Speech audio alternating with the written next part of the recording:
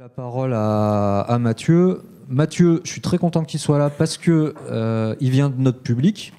C'est quelqu'un qui était là dans différents cafés Collapse et j'ai la faiblesse de penser qu'il adhère plutôt à ce qu'on essaye de faire. Il va se présenter et surtout, il est là parce qu'il a eu la malice de poster un cas d'usage de calcul de bilan carbone sur ses réseaux sociaux. Et j'ai trouvé ça très malin. Alors je lui ai dit, chiche, viens nous faire une belle présentation, mais ce coup-ci complète sur ton expertise, enfin basée sur ton expertise de ce que c'est le bilan carbone, à quoi ça sert. Je pense que ça peut convenir comme contenu à notre public. Et je te laisse la suite et je vous déroule les slides, mes amis, en réseau. C'est bon. 1, 2, 1, 2. Eh bien, bonsoir à tous. Je suis content d'être avec vous à Grenoble pour la simple et bonne raison que je suis moi-même grenoblois depuis 33 ans. Moins 3 ans, car j'ai immigré dans le Jura rejoindre ma compagne. Que vous raconter, j'ai une formation en économie à la base à Grenoble et une deuxième formation en RSE, stratégie RSE. Que vous dire d'autre? Donc, en gros, je m'intéresse aux questions d'environnement depuis 2009-2010, année de mon Master 1, où j'ai fait un premier stage sur la question qu'est-ce que la norme ISO 26000 sur la RSE. Et donc, de là est arrivée la question du climat en ligne de mire. Mon premier taf était à Grenoble en boîte d'informatique sur une question de data center écologique, entre guillemets. Du coup, je suis aussi rentré dans la question des ressources en plus du climat, mais avec la vision de dire, en fait, on a encore le temps, on peut faire les choses tranquillement. Vision qui a évolué dans le temps en disant, on a moins le temps, il va falloir se bouger les fesses. Disons que dans mon premier taf de contrôleur de gestion, j'avais à la fois des tableaux de bord du coup économiques, mais aussi environnementaux, sur ces questions de Green IT. Et donc j'ai cherché de plus en plus à merger ces deux compétences, d'où ma reprise d'études en RSE. Et aujourd'hui, je bosse pour un cabinet conseil basé à Paris, et je déploie principalement de la comptabilité environnementale, donc le modèle CARE, qui est développé par des chercheurs à AgroParisTech et Dauphine, avec également des chercheurs à l'IE de Poitiers. Du coup, moi, je suis en passerelle entre les chercheurs d'AgroParisTech et les entreprises, où je participe au développement et à son déploiement du coup opérationnel. Et donc, dans ce cadre de comptabilité environnementale, en fait, la question du climat et donc du bilan carbone en fait partie. C'est pourquoi j'intègre ça aussi dans mes missions. Donc, on va dire qu'aujourd'hui, je fais 80% de mon temps sur la compta écologique et 10%, 20% de mon temps sur du bilan carbone. Voilà. Donc, pour qui je suis, d'où je viens. Je te laisse la parole, Nico, là-dessus. Tout petit point de méthode, on y tient. Les slides des cafés Collapse. Alors d'abord, on les partage. Ils sont toujours en licence Creative Commons. Ça, c'est important. On fonctionne vraiment à ce titre comme une université populaire. Et vous allez voir qu'ils sont tous signés individuellement dans le coin en bas à gauche. Donc il y a l'initiale de l'auteur du slide. Et puis après, il y a deux petits feux. Tricolore, il y a ce qu'on appelle les indicateurs AM. Donc AM, c'est pour autorité et maîtrise.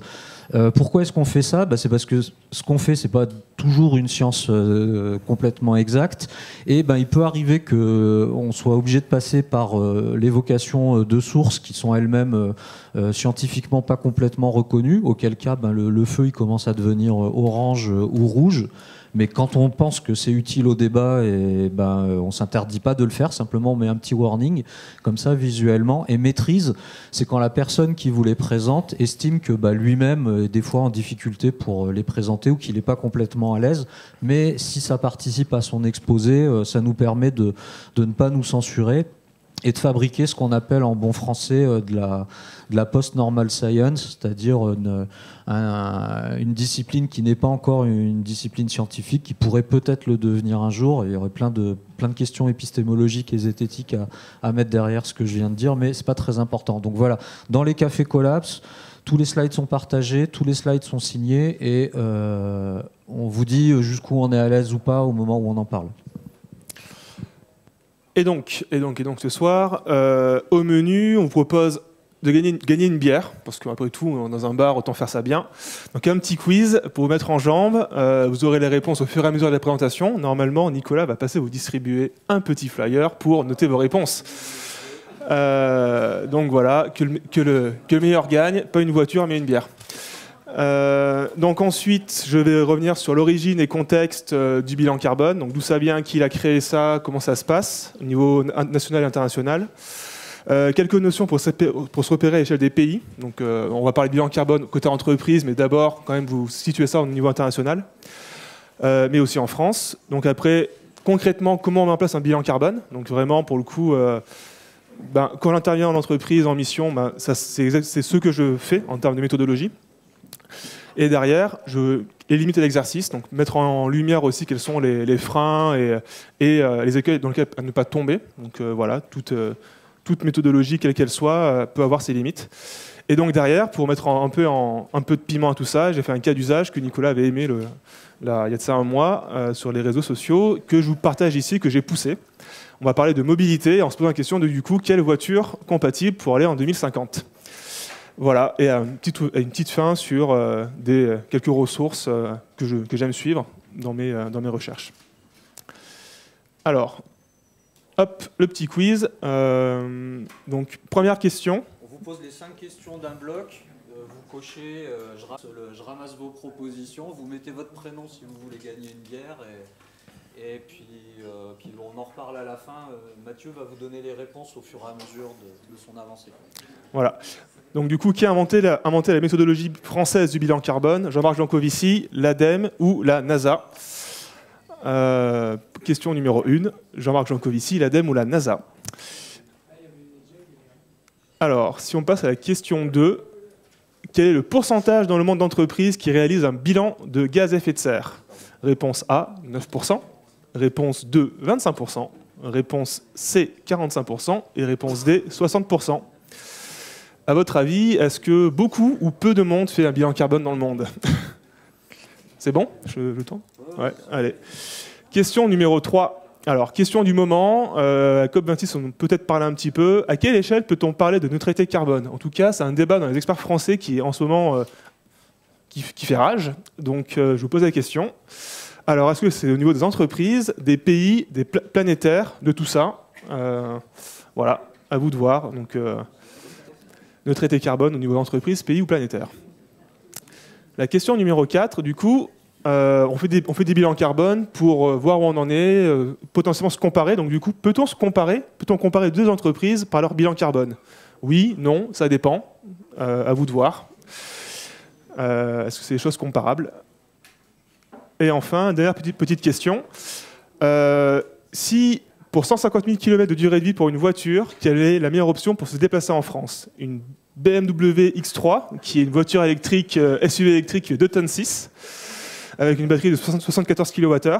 Une Renault Zoé d'une 1,5 tonne, qui est une batterie de 52 kWh.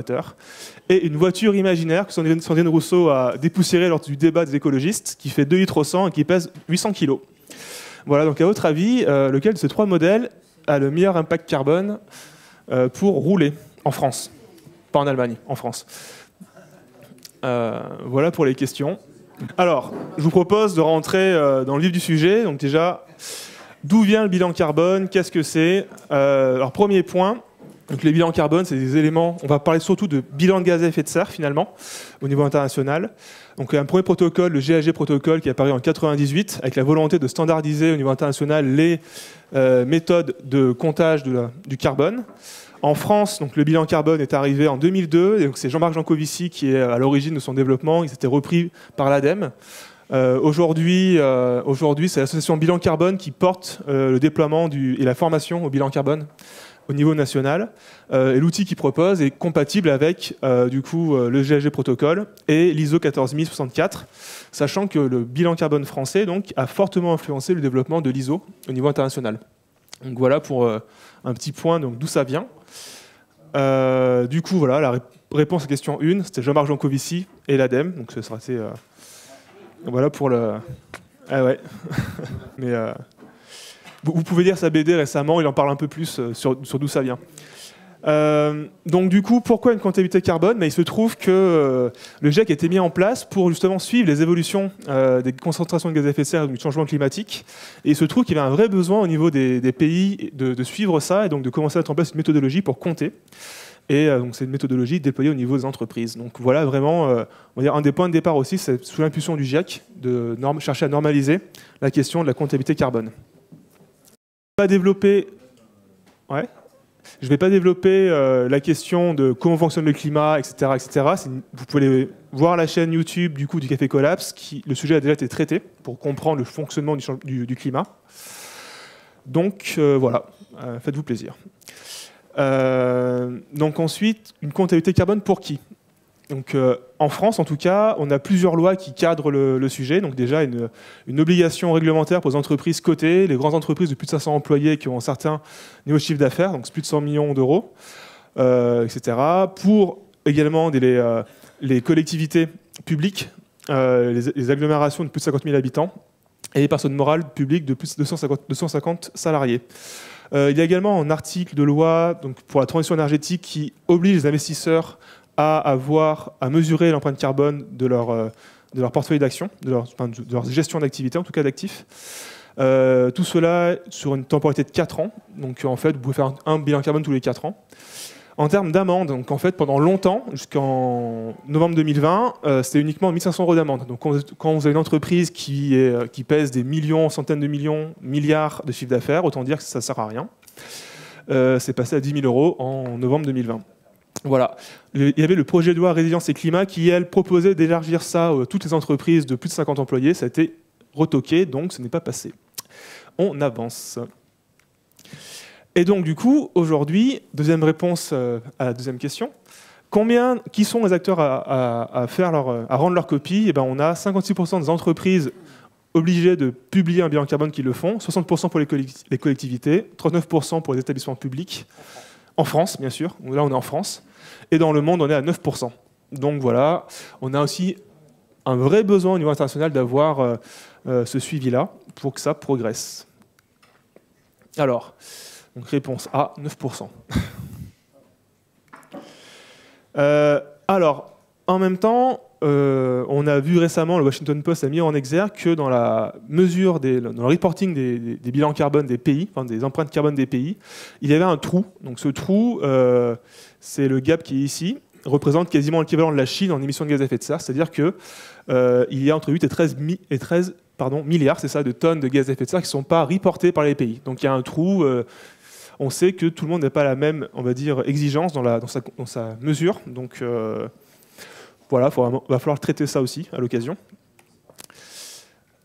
Comment ils calculent la correction entre ce qui est théorique et ce qui est... Du coup, il y a les mesures au niveau international par les stations qui mesurent la concentration de gaz à effet de serre dans l'atmosphère, et après, il y a ce que les pays reportent, et entre les deux, il y a un gap. Voilà. Donc c'est la mesure par des échantillons dans l'air, et on regarde... OK. Ouais.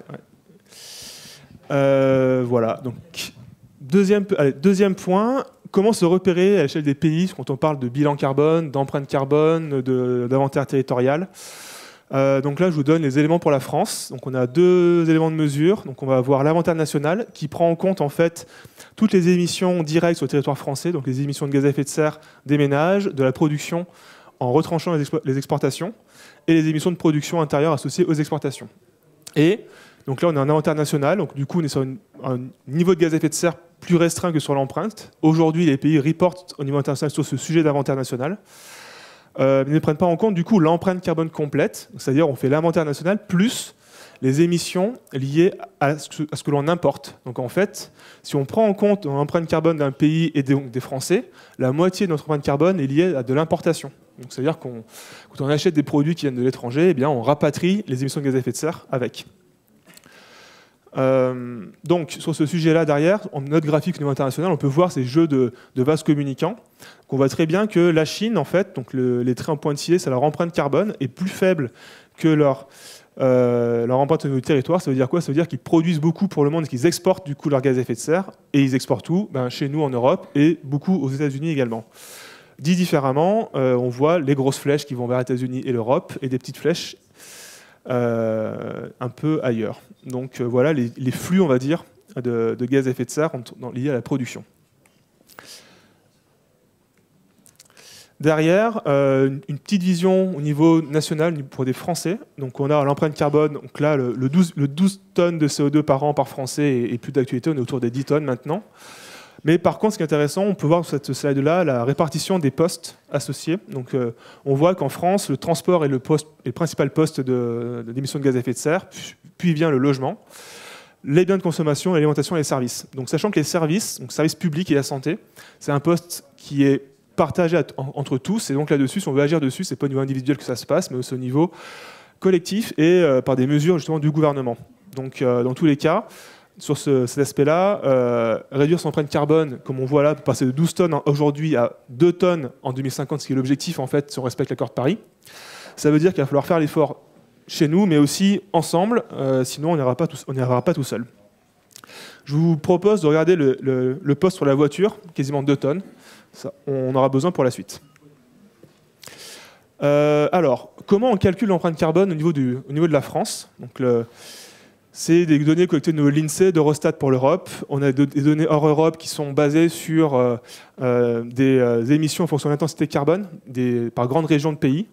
On récupère tout ça, on agrège derrière et on en sort du coup ces graphiques pour la France. Donc je sabre un peu dans le détail. Un point aussi d'attention, il n'y a pas de méthodologie internationale pour normer ça. C'est-à-dire qu'aujourd'hui, chaque pays fait un peu son inventaire comme il peut et comme il veut. Et d'ailleurs, le rapport de 2020 du Haut Conseil pour le climat français formule des recommandations pour justement améliorer ça et notamment pour engager, pour que ce soit moteur sur une harmonisation au niveau international sur ces types de reporting. Petit disclaimer, on va parler de neutralité carbone. Qu'est-ce que la neutralité carbone? Donc, c'est atteindre 2 tonnes de CO2 par an en 2050. Donc, c'est un calcul théorique. On en parle beaucoup de ça. Qu'est-ce que ça veut dire? En fait, on part d'un objectif en réduction brute de gaz à effet de serre pour atteindre quelque chose, une fourchette entre 1,6 tonne et 2,8 tonnes par Français par an en 2050. C'est un point de passage. C'est-à-dire que les émissions doivent continuer à baisser après 2050. On ne s'arrête pas là. On parle surtout de neutralité carbone, donc au niveau du CO2 seulement. On ne parle pas forcément de tous les gaz à effet de serre. La neutralité tout gaz à effet de serre, c'est pour 2070. Donc il y a ça aussi à prendre en considération. Et enfin, la neutralité carbone, quand on n'est plus en brut, c'est-à-dire réduction, pour passer au net, il faut du coup compenser, séquestrer le reliquat. Donc ça veut dire que si tous les Français mettent 1,8 tonne par an, eh bien, il va falloir avoir en face des puits de carbone naturels ou technologique pour séquestrer ces 1,8 tonne également pour arriver à la neutralité planétaire. Voilà de quoi on parle quand on parle de neutralité. Et la question des technologies est aussi centrale parce qu'aujourd'hui, en fait, les technologies, on en parle beaucoup, de plus en plus, mais elles sont pour l'instant à l'échelle de démonstrateurs et pas forcément concluantes ou pas prêtes à passer à l'échelle. Donc en fait, on va vraiment avoir intérêt à se concentrer sur le brut, donc la réduction forte, que le net. Voilà. Donc, point suivant, si vous me suivez toujours, le déroulé d'un bilan carbone. Donc maintenant, comme moi, aujourd'hui, quand je vais en entreprise... Ouais, alors, juste une petite précision. L'essentiel de ta présentation, c'est à l'échelle de l'entreprise. Tu travailles moins, enfin, dans ce que tu vas aborder sur d'autres notions comme la dette carbone entre les États, ce genre de choses. Ça sera peut-être développé dans une autre conf. Mais ce soir, tu es à l'échelle méso, voire micro. Parce que d'abord, c'est ton expertise. Et puis parce que le but, c'est aussi d'aborder ça de façon sceptique constructive. Voilà, ouais, c'était une petite précision. Non, bien sûr, tout à fait, effectivement. Le point d'avant, c'est du coup un tour d'horizon au niveau national, international, pour amener maintenant à ce sur quoi je travaille, effectivement au niveau surtout donc micro, en fait, plus que méso. Vraiment micro, donc l'entreprise et donc c'est son bilan carbone. Donc aujourd'hui, ça monte en puissance. J'ai des clients qui arrivent pour faire leur bilan carbone, et donc derrière, comment ça se passe, pourquoi ils le font, qu'est-ce qu'ils en retirent, à quoi ça leur sert derrière, et est-ce qu'ils le mettent en place et le suivent. Donc c'est ce qu'on va voir ensemble. Donc un bilan carbone, on va suivre 5 grandes étapes, on pourra parler d'une 6e ensuite. Donc on a la question de la sensibilisation donc, aux enjeux énergie-climat, une question sur le périmètre d'étude, donc à quel périmètre on fait le bilan carbone. Ensuite, on va voir la collecte des données. Donc là, c'est le gros sujet en général. C'est là où on fait un premier audit de l'existant. Puis, on va, à partir de là, analyser les résultats. Donc, voir effectivement ce qu'il en est et en sortir, du coup, des analyses conclusions pour pouvoir établir un plan d'action pour réduire ses émissions de CO2. Et derrière, bien sûr, la 6e étape, que je n'ai pas mis sur la slide, mais c'est donc le piloter et le mettre en œuvre, ce plan d'action, et faire en sorte de le tenir. Alors, si on rentre dans le sujet par la première étape, donc les enjeux énergie-climat, en gros, on passe sur la question énergétique, avec les questions aussi des ressources pétrolières, gazières, du charbon, parce que si on ne parle pas de climat, on peut aussi parler des questions des limites des ressources. À un moment donné, c'est des ressources finies. Le charbon, ça cuit sous terre pendant 300 millions d'années pour en avoir, donc autant dire qu'à l'échelle de l'humain, ça ne se renouvelle pas. Les derniers travaux du Shift Project parlent d'une contraction sur l'approvisionnement pétrolier dans la décennie. Donc on va partir sur moins 10% au niveau de l'Europe en termes d'approvisionnement pétrolier, moins 10%. C'est ce qu'expérimente la Grande-Bretagne avec la sortie de l'Europe, et donc les pénuries de chauffeurs routiers pour approvisionner leur station-service. Voilà ce que c'est moins 10% en peu de temps, si ce n'est pas anticipé. Donc un point là-dessus. Un point sur le climat, du coup, de quoi on parle en parlant de climat. Donc je leur mets les grandes idées en place. De quoi parle-t-on? Donc là, on a une petite animation qui représente avec un saut, qui est en fait notre budget carbone global pour respecter 1,5 degré, et on voit la consommation de ce budget carbone jusqu'à aujourd'hui. Et donc, on se rend compte qu'il ne reste que 8% de ce budget carbone pour pouvoir respecter l'accord de Paris des 1,5 degré au plus fort. Voilà. Donc, la première phase, du coup, mettre les gens dans l'ambiance, leur parler de quel est le sujet énergie-climat, comment ça fonctionne, et donc derrière, donc après ça, on peut rentrer dans le clic d'information et les mettre en réflexion sur un plan d'action. Autre point par rapport à ça, donc là, slide récente aussi par rapport au dernier Climate Gap Report, il me semble, qui a été fait, où il est stipulé en fait les trajectoires de gaz à effet de serre à respecter, donc les consommations par charbon, pétrole et gaz, pour respecter les trajectoires. C'est-à-dire qu'en vert et bleu, on respecte les limites à sous 2 degrés et 1,5 degré de réchauffement climatique. Aujourd'hui, les prévisions de consommation, c'est le trait orange, et l'engagement des pays qui a été formulé en octobre, c'est le trait violet. Donc du coup, on n'y est pas du tout. On veut toujours extraire trop de ressources pétrolières, charbonnières et gazières. Donc on a un petit sujet aussi là-dessus à prendre. Sinon, pour être dans l'ambiance, souvent, je cherche aussi à prendre un cas d'usage qui parle à l'entreprise. Donc là, on est dans un bar. J'ai pris la bière. Donc, cas d'usage de la bière. Qu'est-ce qui se passe avec un réchauffement climatique faible? Donc, scénario 2,6 RCP6. En gros, on est sur un réchauffement climatique contraint à 2 degrés. Et on voit que le prix de la bière augmente de 2 $ à la pinte. Voilà. Et dans le scénario fort, donc on ne gère rien du tout. On part sur des évolutions de prix entre 1 et 5 $. Et du coup, dit autrement, concrètement, sur les ressources, on va avoir du moins 16% de production par an de malt et d'orge. Donc en fait, il y aura juste moins de bière disponible. Donc on a intérêt à limiter le réchauffement climatique pour pas de la bière. Sinon, on fera ça à l'eau, un peu plus.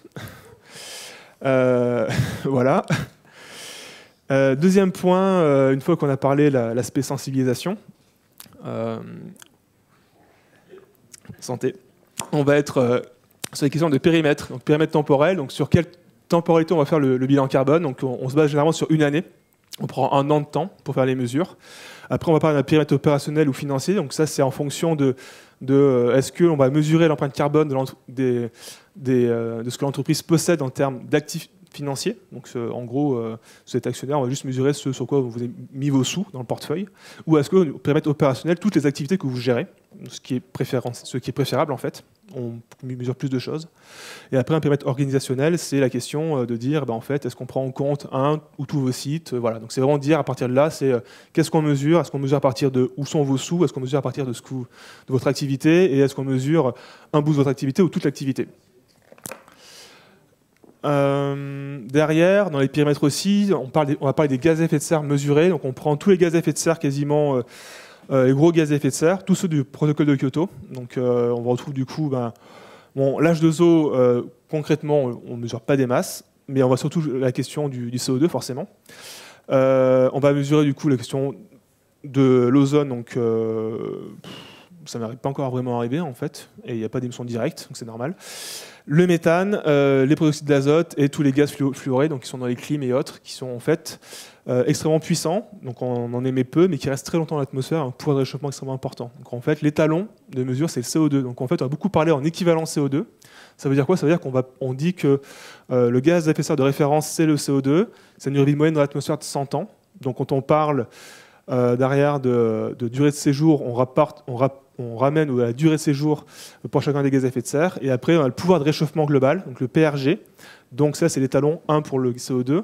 Et donc derrière, on prend le méthane par exemple, 25, ça veut dire qu'il est 25 fois plus puissant que le CO2. Ça veut dire ça. Donc 1 kg de méthane, c'est 25 kg de CO2 en termes de puissance, etc. Donc les gaz fluorés par exemple, vous voyez, ça va jusqu'à 22 000 fois plus puissant que le CO2.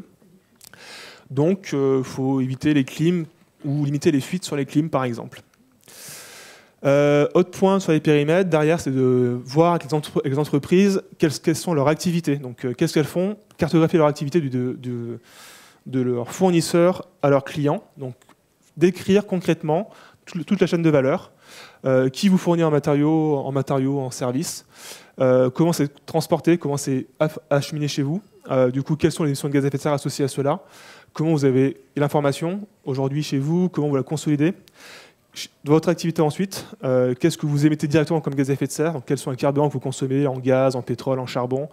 Les déchets, quels sont vos déchets en fin de vie? Quel impact ça a? Et puis après, la vente, donc les transports que ça a pour vendre au niveau de vos clients, etc. L'usage des produits également est pris en compte. Donc, typiquement, un smartphone, ça consomme de l'énergie. Donc, quand Apple fait un bilan carbone d'un smartphone, eh bien, il prend en compte aussi la consommation d'énergie dans son bilan carbone chez vous. Voilà. Et le déchet en fin de vie derrière, qu'est-ce que ça émet de le traiter en déchet, donc recyclé ou pas. Donc du coup, à partir de là, on permet de tracer, mettre en place, voir quoi auditer pour quoi mesurer. Et donc ce quoi mesurer se rassemble maintenant dans ce qu'on appelle des scopes. Donc on va avoir 3 scopes. Le scope 1 qui est les émissions directes. Donc c'est les émissions directement émises par votre activité. Ça veut dire quand vous achetez du carburant pour votre voiture, eh bien les émissions de CO2 de votre voiture de société, c'est dans votre scope 1. Si vous avez une chaudière au gaz, c'est dans votre scope 1. Et donc après on a le scope 3, ça va considérer les émissions en amont, donc liées à vos achats chez vos fournisseurs par exemple. Le scope 2, c'est lié à l'achat d'électricité. Donc ça va être vos fournisseurs d'électricité qui émet des gaz à effet de serre. Donc voilà, donc ça dépend aussi en fonction de vos fournisseurs d'électricité. Si vous avez une empreinte plus ou moins forte, après on pourra discuter en fonction du réseau et autres, ça c'est notre sujet. Mais voilà. Et donc le scope 3 aval qui est l'impact au niveau de vos clients, donc des produits que vous vendez. Voilà pour les différents périmètres que l'on peut observer dans un bilan carbone. Ensuite, donc la troisième étape, c'est la collecte des informations. Donc là, pour le coup, c'est aller voir avec les personnes. Maintenant, OK, on a identifié les différents éléments où vous émettez des gaz à effet de serre. Maintenant, on va structurer la collecte d'informations. Là, c'est une illustration que j'ai faite d'une usine à gaz pour collecter de l'information. Ça peut être utile, ça dépend avec qui vous bossez, de leur maturité ou autre. Ça peut être déjà simplement par échange de mails, des fois, c'est plus simple. En tout cas, collecter l'information, la structurer. Pour ensuite la traiter dans l'outil en question. Donc là, c'est un extrait du tableur Excel, du coup du bilan carbone, qui est fourni par l'association bilan carbone quand vous êtes formé. Donc vous n'avez pas ça tant que vous n'avez pas de formation, vous ne pouvez pas accéder à cet outil-là. Donc du coup, on peut voir derrière, c'est peut-être un peu, si ça part, on voit sur l'écran quand même. Donc on peut voir du coup différents types de postes qu'on peut aller chercher. Donc on va renseigner ça ensuite en fonction du vecteur qu'on va avoir. Donc, typiquement, pour vos voitures, si vous reportez en termes de kilomètres parcourus, vous mettez les kilomètres parcourus en voiture et ça vous calcule derrière l'impact carbone de vos kilomètres parcourus. Donc on va reporter derrière cette donnée-là, etc. Donc ça agrège toutes ces informations-là. Une vue plus large du tableur, en fait, on va vraiment aller chercher de l'information sur énormément de sujets. Donc on peut avoir du coup sur la question d'énergie, hors énergie, les intrants, c'est ce qui est aux achats, les emballages, les déchets, les déplacements de domicile-travail, etc., etc. Donc on a vraiment une exhaustivité sur les sujets. Un point important aussi, dont on va parler, c'est la petite colonne qui est oups là, je me trompe de touche, toc, voilà, qui est ici. En fait, on mesure à l'incertitude. Ça veut dire qu'à un moment donné, par rapport aux données collectées, elles sont plus ou moins fiables et à un degré d'incertitude plus ou moins forte. Donc ça peut du coup varier du simple au double, c'est-à-dire que si à un moment donné on a une source d'information qui n'est pas forcément solide, on peut aussi mettre à la main en disant bah voilà, là je suis vraiment pas sûr, donc je mets 100% d'incertitude, ça veut dire que en fait votre valeur elle peut valoir du simple au double, donc il faut en avoir conscience. Ouais, c'est un zoom sur ce que je viens d'expliquer, effectivement. Donc là, j'ai mis différents cas. Sachant qu'aussi, dans la quantité d'informations qu'on va collecter, il y a la question, par exemple, moins on a d'informations précises, plus on cherche à aller vers des ratios. Et le pire ratio est un ratio économique. Du coup, on fait à la grosse en fonction de la volume acheté en euros. Quels est les gaz à effet de serre rapportés à ça. Donc là, on peut avoir des incertitudes assez fortes, comme vous le voyez, entre 94 et 80%, en fonction des cases. Voilà. Autre cas pour la collecte des données, pour illustrer ça, le secteur du numérique, qui est un secteur, on parle beaucoup de Green IT, de numérique vert, etc. C'est un truc en pleine croissance. C'est la jungle en fait pour avoir l'information. Là, c'est vraiment un cas typique de dire on a du mal à avoir l'information précise. Par exemple, moi j'ai des clients qui bossent avec Amazon. Eh bien, bon courage pour avoir une information pour Amazon sur leur impact carbone. Voilà, c'est le bordel. Donc il y a quelques acteurs qui commencent à s'y mettre. Donc là, par exemple, on a Microsoft qui, mine de rien, propose un calculateur par rapport à leur serveur qui vous offre, enfin qui vous offre, que vous louez chez eux. Donc, il y a aussi le cas, par exemple, avec OVH. Et donc, j'ai mis un petit encart sur le set d'avant, voilà, avec les fondations d'un référentiel universel pour le numérique. Donc ça, c'est le rapport du Shift Project sur le Green IT, Lean ICT, en fait, qui est mis en exergue de ça en disant, bah voilà, on a vraiment du mal à avoir l'information propre sur ces sujets-là, et donc il faut mettre en place des référentiels et inciter les acteurs à aller là-dessus. Donc ça va être compliqué parce que c'est sensible, mais il faut le faire. Voilà. Et donc derrière, une fois qu'on a tout ça, on secoue le tout et on a des chocs à pic. On a ces résultats-là. Donc en fait, on a des graphiques un peu old school, mais qui montrent les principaux postes par rapport à votre activité de gaz à effet de serre. Donc là, par exemple, dans le cas, on a beaucoup d'intrants, c'est-à-dire que c'est beaucoup lié aux achats. On a la barre noire assez grande aussi qui traverse la barre marron. C'est l'incertitude. Donc ça veut dire que non seulement là, on a beaucoup d'achats, mais en plus de ça, on a des données à la base qui sont mauvaises. Et donc, on a une incertitude assez forte sur la qualité de l'information. Du coup, ça veut dire qu'on a 211 en moyenne, mais en fait, ça varie plus ou moins du double. Voilà. Donc après, on partir de là, on peut faire des ratios pour dire combien par 1000 euros de chiffre d'affaires vous avez peut-être gaz à effet de serre, par employé, etc. On peut aussi derrière, en fonction, rentrer dans le détail des postes. C'est-à-dire que là, on peut aller dans chaque poste d'activité, chaque poste d'émission, donc comprendre ce qui se passe. Là, on peut parler de la mobilité, typiquement. On a des déplacements qu'on avait illustrés pour un client, le nombre d'allers-retours Terre-Lune, que ça représentait. Etc. Donc après, on peut du coup, à partir de là, commencer aussi à cibler, comprendre plus en finesse où sont les gisements de gains en fait, de gaz à effet de serre, et donc derrière, commencer à imaginer un plan d'action. Du coup, derrière, mettre en réflexion les gens, donc faire construire un plan d'action. Construire un plan d'action, c'est aussi derrière chercher là où on a le plus fort impact, le plus facile à mettre en place pour commencer. L'idée étant de ne pas décourager les gens, il faut du coup quantifier cela, le faire avec eux. Donc là, moi j'aime bien quand c'est possible de le faire en participatif, donc vraiment commencer potentiellement avec des outils d'intelligence collective pour ensuite derrière apporter de la précision et en reprenant ça par la suite. Et les amener aussi, eux aussi à se dire ok, ça c'est facile à faire, ça c'est plus dur à faire, là on a un vrai gain, là par contre il faut plus de temps, on a ça à mettre en place, donc ça marche pas mal. Et c'est important de le faire et d'aller dans la quantification aussi, c'est-à-dire à un moment donné, ok, on met telle action en place, très bien, maintenant combien de gaz à effet de serre ça va éviter, quelle réduction on va avoir avec ça, combien ça peut nous coûter de le faire, etc. Ça, c'est bien de le faire, et souvent, on a des manques aussi de budget pour aller là-dessus dans la finesse, malheureusement. Voilà, et donc derrière, ce plan d'action, on peut se poser la question maintenant de se dire, est-ce qu'il est compatible avec la vision de neutralité carbone ? Donc, pour cadrer aussi le point sur la neutralité carbone, deuxième bafouille, on va dire, de l'ADEME, en tout cas, l'ADEME a traité le sujet, c'est de dire que la neutralité carbone, ça ne se raisonne pas à l'échelle de l'entreprise, mais au niveau planétaire uniquement. Donc, si une entreprise dit qu'elle va être neutre en carbone, c'est du greenwashing. Point à la ligne.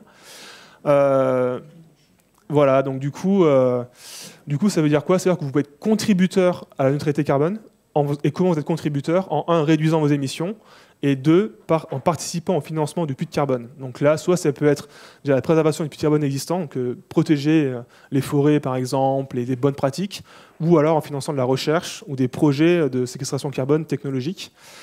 Voilà, mais vous ne pouvez pas dire qu'en en mettant en place des cuisinières au gaz dans les villes en Afrique, que vous contribuez à la neutralité carbone, c'est pas vrai.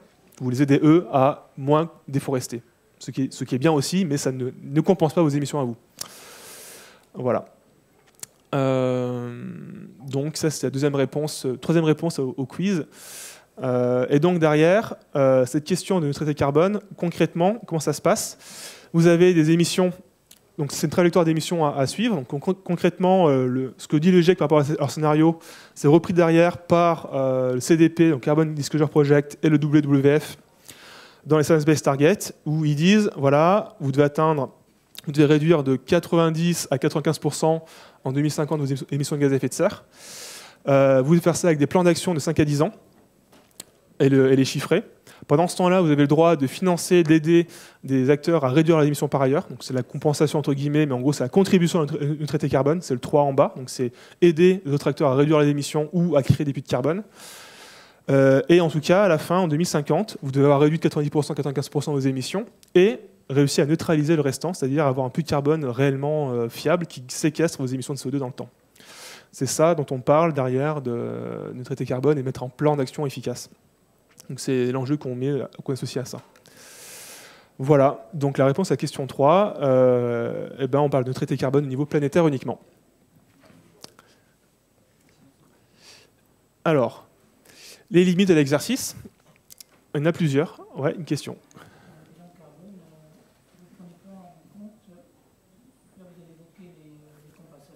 Ouais. Alors, il y a des entreprises qui font naturellement. Alors, il peut y avoir oui, il y a des acteurs qui peuvent avoir dans l'activité de la séquestration. Des acteurs qui gèrent des forêts, des choses comme ça. Ouais. Est-ce que c'est pris en compte dans le bilan ou c'est. Est-ce que oui, il y a des acteurs qui vont gérer des forêts. Est-ce que c'est pris en compte dans le bilan ou c'est que en termes positifs? C'est mesuré séparément. C'est-à-dire qu'on mesure ce que l'entreprise émet et ce qu'elle doit réduire comme acteur. Et on mesure ce que l'entreprise séquestre et donc l'évolution des puits de carbone. Voilà.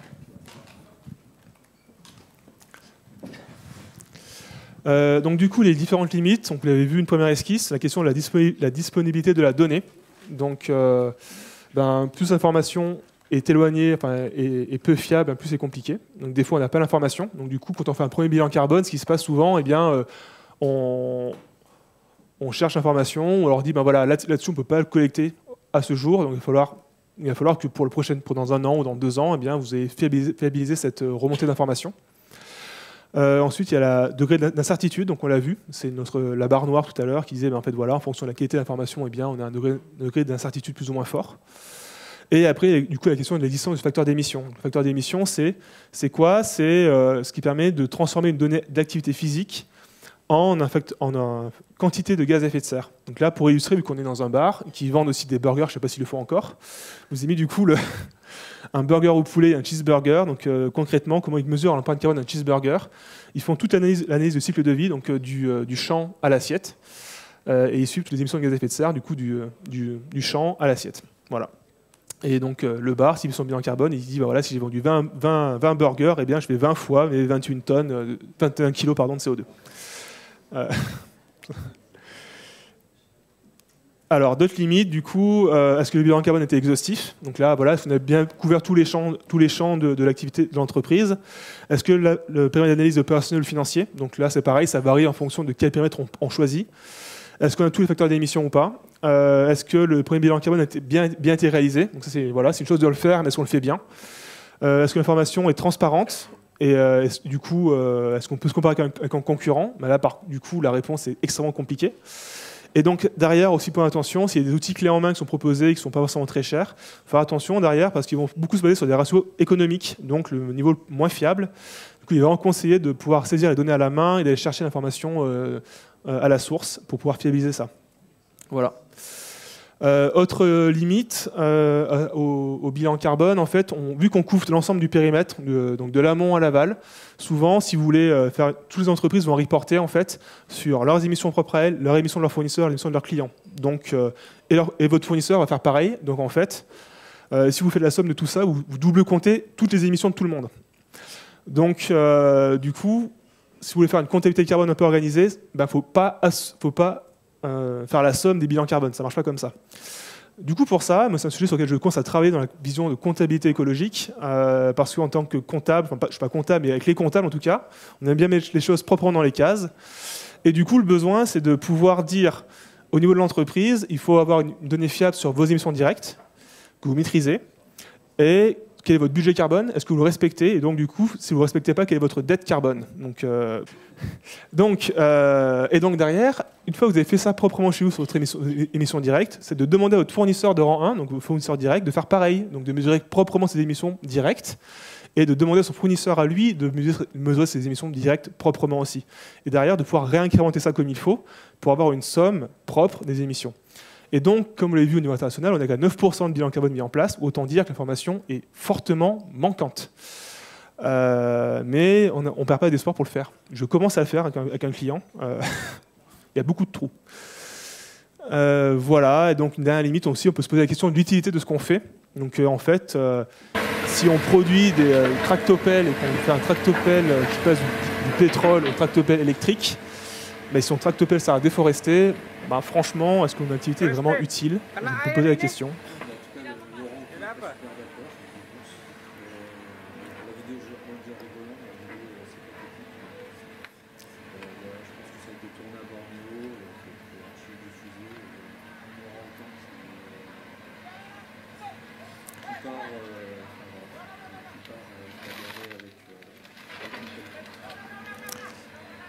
Voilà.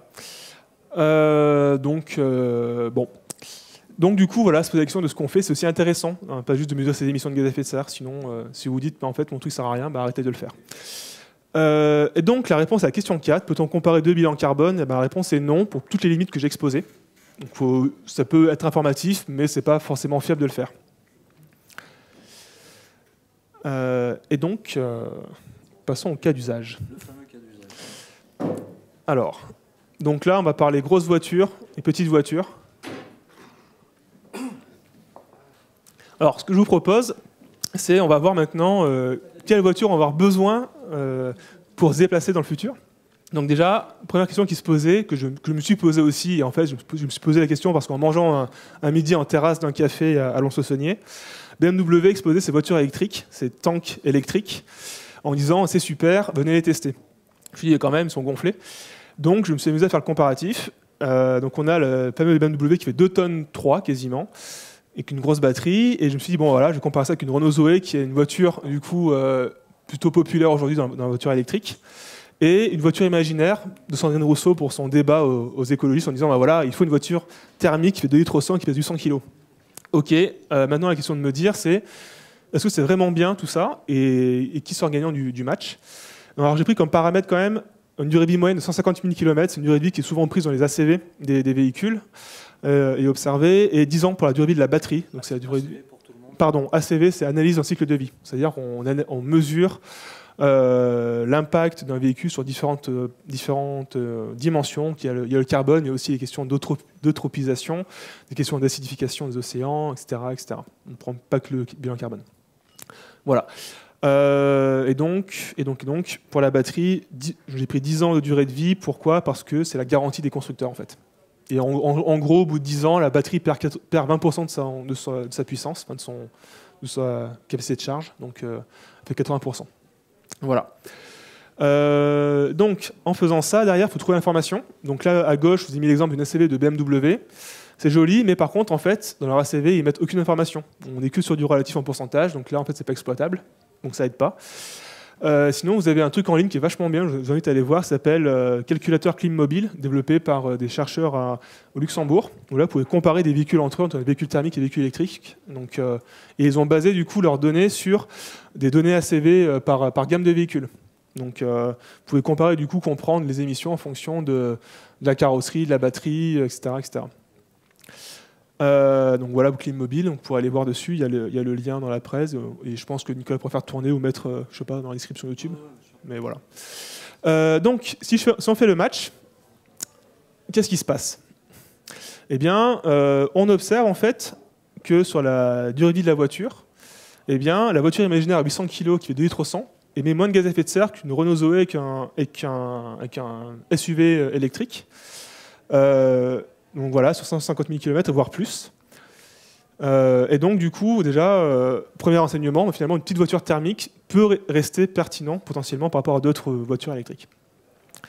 Pourquoi? Parce qu'en fait, à la production, les émissions de gaz à effet de serre à la production de la voiture, donc ces graphiques que vous avez à droite, sont assez faibles parce qu'elle est légère et 2, elle n'a pas de batterie. Donc la batterie sur un véhicule électrique, en fait, c'est quasiment 40 à 50% de l'empreinte carbone. Ça, c'est à savoir. Donc du coup, plus le véhicule est gros, plus ça émet des gaz à effet de serre, plus la batterie est grosse et puissante, plus ça émet des gaz à effet de serre aussi. Voilà, et en fait, je refais un tour de jeu avec ce duel-là. Et là, ma Renault Zoé se rapproche de la petite voiture légère. Et pourquoi? Parce qu'en fait, j'ai changé ma source de données. La fois d'avant, j'avais utilisé en fait des données GrossMiles fournies par Jean Covici directement. Il m'a dit, voilà, je lui ai posé la question, il m'a répondu en me disant, en gros, au pouce, une tonne de voiture, c'est 6 tonnes de CO2 j'ai perdu le fil. Et en gros, par unité de puissance de batterie, c'est tant de gaz à effet de serre. Donc ça, c'est une donnée source. Et après, j'ai pris la CV de Renault directement, qui elle, pour le coup, est détaillée et fiable. Et donc, en comparant les deux, on voit qu'on a un écart 37% en fait entre les données du pouce et les données directes de Renault. Donc voilà ce qui explique en fait pourquoi dans un premier cas j'ai un écart qui se rétrécit entre le premier cas et le deuxième cas. Les données du pouce pour vérifier l'expression. Ouais, les données du pouce, c'est GrossMiles version Jean Covici, observé par voilà. Donc en fait, voilà, c'est ça, au doigt mouillé. Donc maintenant la question qu'on peut se poser, c'est on a vu qu'une voiture électrique, est-ce qu'il faut la remettre en question? Parce que ma voiture thermique, 800 kg, 2 litres au 100, elle n'existe pas, mais elle semble plus efficace, entre guillemets. Mais du coup, est-ce que c'est vraiment... qu'est-ce qu'on en fait, quoi? Donc, notre cher ministre du Transport, Jay Barry, qui n'en rate jamais une, a dit, super, on va avoir 2 millions de véhicules électriques en 2030. OK. Le parc automobile français, aujourd'hui, c'est 41 millions de voitures. À ce rythme-là, on y est encore en 2200, quoi. Donc... Bon, ben voilà, il fait de l'annonce. Maintenant, est-ce que c'est à la hauteur des enjeux? Pas sûr. Toujours est-il que, refaisons maintenant un comparatif de nos véhicules. Donc là, soyons joueurs. Maintenant, la réflexion, c'est plus de se dire, par rapport à mon truc de départ, qui était un peu pour teaser. Là, je compare les véhicules par gamme.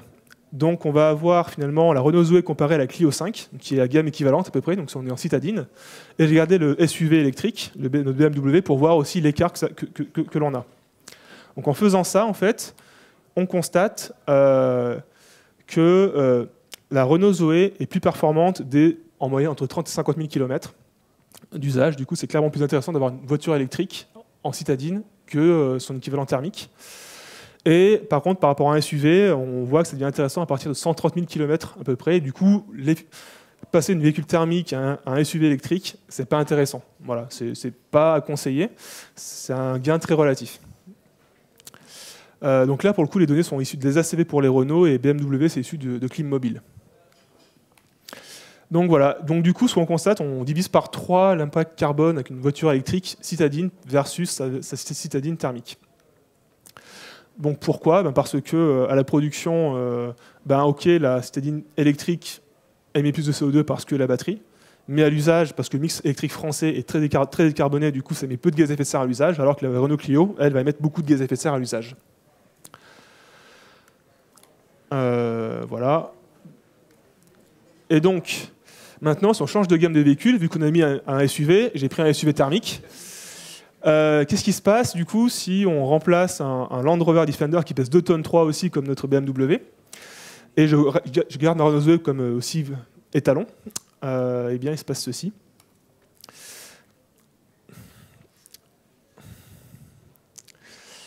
Alors ça veut dire quoi? Ça veut dire en gros en orange notre Land Rover finalement rien que sa production quasiment annule Enfin voilà, il faut même pas le produire en fait. En gros, ça veut dire ça. Ça veut dire que le BMW est efficace tout de suite à l'achat versus un Land Rover. Donc c'est-à-dire que le SUV thermique n'a plus d'avenir du tout dans un monde contraint. Et donc voilà. Donc passer du coup d'un SUV thermique à un SUV électrique, c'est intéressant de le faire. Ça divise par 3 les émissions de gaz à effet de serre. Par contre, ça reste moins intéressant que de passer directement à une citadine thermique qui émet 10 tonnes de moins quand même sur la vie complète de la voiture. Donc, à tant faire, autant directement faire le gap de SUV à citadine. Et enfin, pour être allé au bout du bout, j'ai pris la championne du monde des poids plumes, la Twizy électrique. Et j'ai gardé mes meilleurs cas, donc la Renault Zoé et ma petite voiture imaginaire à 800 kg, 2 litres 100, pour faire le comparatif. Et donc là, en résultat, nous avons les choses suivantes. Donc on garde toujours la petite voiture imaginaire un peu plus efficace que la Zoé, mais bon, ça reste marginal. Et par contre, on a la Renault Twizy qui, elle, écrase le game parce qu'elle est ultra légère, de 1, et de 2, elle a une toute petite batterie, du coup elle consomme que dalle. Voilà, donc en fait, clairement, plus c'est petit, mieux c'est. Petit électrique, mieux c'est. Donc voilà pour l'enseignement, on va dire, donc, du cas. Donc ça, c'est un premier point. Quand on a dit ça, en fait, on a beaucoup parlé de dire maintenant, ouais, j'ai une question. Alors là, la durée de vie des 3 voitures. La durée de vie, oui. J'ai pris comme cas d'étude 150 000 km de durée de vie et sur une durée de 10 ans. Donc pourquoi 150 000 km? Parce que c'est une durée de vie moyenne utilisée en ACV, donc année de cycle de vie. Donc ça varie entre 150 et 220 en général. 10 ans parce que les batteries sont garanties 10 ans. Et voilà. Et donc du coup, on roule en moyenne 15 000 km par an avec ces hypothèses-là. Ouais. Est-ce que les infrastructures électrifiées pour permettre les recharges sont prises en compte? Très bonne question. La réponse est non. C'est un vrai sujet. Ouais, alors je reformule la question. La question c'était, est-ce que l'infrastructure des bornes de recharge est prise en compte dans le calcul? La réponse est non. On est uniquement sur la voiture. Donc là, il y a aussi à prendre en compte le coût du déploiement de l'infrastructure pour charger les véhicules, les matériaux, etc. Donc c'est aussi un surcoût derrière en termes d'infrastructure. Donc on va être sur du remplacement. Donc on a des pistolets aujourd'hui à gasoil. Il va falloir des pistolets électriques pour charger les voitures. Donc ça a un coût, ça a un impact en termes de cuivre aussi, etc., de ressources. C'est pas neutre. On va en parler. Voilà, donc du coup, enseignement à ce stade, 3 enseignements. Plus c'est petit et léger, mieux c'est, même pour une voiture thermique. À gamme équivalente, un véhicule électrique émet drastiquement moins de CO2 qu'un véhicule thermique. Et il vaut mieux descendre en gamme quand on passe à l'électrique que quand on passe à l'électrique, voilà. Le poids est un facteur déterminant, et enfin, plus c'est lourd, plus c'est polluant à produire. Maintenant qu'on a dit ça, en fait, on est souvent dans les discours, dans les débats classiques de se dire, en fait, voilà, je remplace ma voiture, elle émet moins que la tienne, c'est mieux, je suis écolo, ok, très bien. La question que je me pose quand même maintenant, c'est si je prends une voiture demain, est-ce qu'elle passe l'épreuve du temps par rapport au budget carbone à respecter pour limiter le changement climatique sous 1,5 degré et donc s'engager à respecter l'accord de Paris au plus fort. Donc c'est là, on va voir si ça passe le crash test. Donc voilà, je n'envoie pas les voitures dans les murs, mais dans un mur imaginaire. Donc pour mur imaginaire, c'est du coup ce budget carbone. Donc là, c'est le budget carbone des Français. Donc on est aujourd'hui à peu près 10 tonnes de CO2 par Français en 2021. On doit arriver à 1,8 tonne à peu près en 2050, avec un point de passage à 3,7 tonnes en 2030. Du coup, si on somme ce budget carbone par année que l'on a, on a 63 tonnes de CO2 par Français sur les 9 ans à venir. Et donc, du coup, derrière, il faut viser à la fin 1,8 tonne. Et je dis à Nico, tu veux faire le petit blabla ou je le fais? Ok. Et donc, du coup, donc ça, c'est ce qu'il faut faire. L'Australie, comme on l'a vu pour ceux qui étaient dans la vidéo d'intro, veut le faire différemment. Ils veulent le faire d'un coup à la fin. Et donc, le faire d'un coup à la fin, ça veut dire quoi? Ça veut dire émettre 3 fois plus de CO2 que dans le même intervalle de temps, en fait. C'est pas du tout la même chose, parce que du coup, ça voudrait dire aussi qu'il faudrait pouvoir séquestrer ça, quoi. Et comme on l'a vu, séquestrer ça, aujourd'hui, c'est pas possible. Donc, faut pas faire comme l'Australie. Voilà la conclusion. Donc, je vous remets ce graphe-là pour avoir en tête, du coup, ce qui va me servir de crash test, c'est les transports. Donc, on a notre bilan carbone des transports. Oups là, non. En gros, notre poste voiture représente 19% de l'empreinte carbone d'un Français. La mobilité, c'est 28%, 29% du bilan carbone d'un Français. Donc ça veut dire, si je prends une voiture demain, est-ce que mon poste de voiture par rapport à ce budget carbone garde ces 19% en changeant de véhicule? Donc, première réponse. Ma BMW à construire, c'est 27 tonnes. Construire, c'est 27 tonnes à peu près. 2 tonnes à l'usage. Ma Zoé, c'est 9 tonnes et 2 tonnes à l'usage. Ma voiture imaginaire, c'est 5 tonnes et à peu près 5 tonnes à l'usage aussi. Et ma Twizy, 2 tonnes 5 et à peine 1 tonne à l'usage. Donc j'ai un budget carbone total en face. Ma BMW, c'est du coup 29 tonnes au total. Et c'est 46% de l'empreinte carbone, en fait, de ton budget carbone entre maintenant et 2030. Donc du coup, par rapport à mes 19%, déjà, on peut se dire qu'on va avoir un problème. Il va falloir manger beaucoup moins de viande, pas se chauffer, ou alors avoir une maison extrêmement efficace, etc. Le reste tiennent le coup pour l'instant. Le Renault Zoé est à 17%, donc ça passe. Maintenant, si je lisse ça vraiment en décortiquant par année, on voit l'évolution. On voit l'évolution sur le graphe du coup des véhicules par rapport au budget. Donc, ça veut dire que notre budget rétrécit année après année. Et donc, ça veut dire qu'on voit que, par exemple, la voiture thermique à 2 litres au 100 et ma Zoé commence à toucher les limites de mon poste de dépenses CO2 du transport en 2026-2027. Donc, du coup, ça veut dire qu'on va commencer à rogner progressivement sur notre confort en termes de mobilité avec une voiture. Après, je me suis posé une autre question. Maintenant, ok, très bien, on est en 2030, il faut aller plus loin que ça. Allons jusqu'en 2035. Et je me dis, allez, les constructeurs vont faire un effort, ils s'engagent à réduire l'émission de gaz à effet de serre. Je prends une hypothèse de 30%. Je dis qu'ils vont réduire de 30% l'impact à la production en 2025. C'est optimiste. Pourquoi? Là, dessous, dans les graphiques, c'est en fait l'étude de Carbon Cast sur la mobilité, qui, eux, ont pris des hypothèses d'à peu près de 20% de réduction de gaz à effet de serre sur les voitures en production pour 2030. C'est leur vraie hypothèse. Voilà, c'est les vraies hypothèses. C'est leur scénario central d'une étude sérieuse, pour le coup. Donc là, ils disent, voilà, en gros, on est autour de 1% de réduction de gaz à effet de serre à la carcasse, à la production, entre maintenant et 2030. Voilà. Donc, hypothèse un peu ambitieuse, mais j'ai fait exprès pour voir un peu ce que ça donne. Donc, si on part maintenant en 2026, on dit, voilà, je change ma voiture en 2026. Je passe, admettons, de ma Clio à ma Renault Zoé. Ça passe.